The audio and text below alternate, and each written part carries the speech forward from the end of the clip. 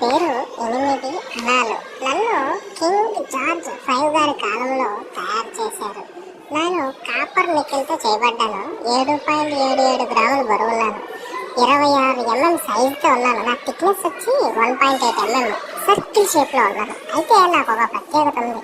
కేవలం నేను బాంబే కలకత్తా మిల్క్లో మాత్రమే ముద్రించబడ్డాను. అది కూడా కేవలం 3 సంవత్సరాలు. చాలా తక్కువ క్వాంటిటీ ఉన్నాను. అందువల్ల నాకు కొంచెం వాల్యూ బాగానే ఉంది, ఎక్కువగా ఉంది. అన్నిటి మీద నాకే వాల్యూ ఉంది. ఎలాగంటే 1919లో బాంబేలో ముద్రించారు. అప్పుడు నాకు 29,79,000 కాయిన్లు తయారు చేశారు. కాబట్టి నా వాల్యూ 2,500 నుంచి 15,000 ఉంది. అలాగే 1919లో కలకత్తాలో చేశారు.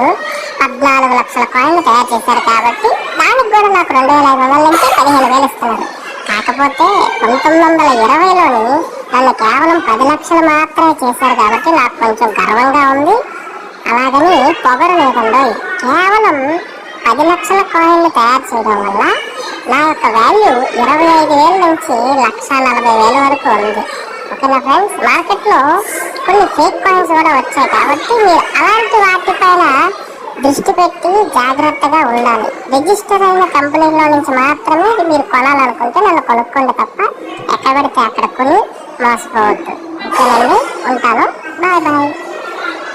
ఇంకో విషయం చెప్పడం మర్చిపోయానండి.